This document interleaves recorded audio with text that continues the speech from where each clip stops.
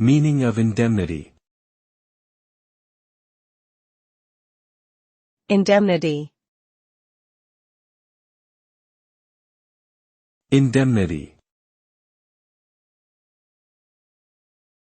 Indemnity. Indemnity.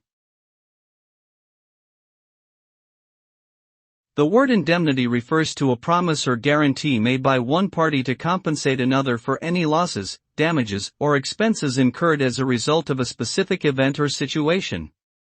This can include situations such as breaches of contract, legal liabilities, or damages caused by goods or services. The indemnifying party takes on the financial responsibility and risk in these situations, ensuring that the other party is compensated for any damages or losses.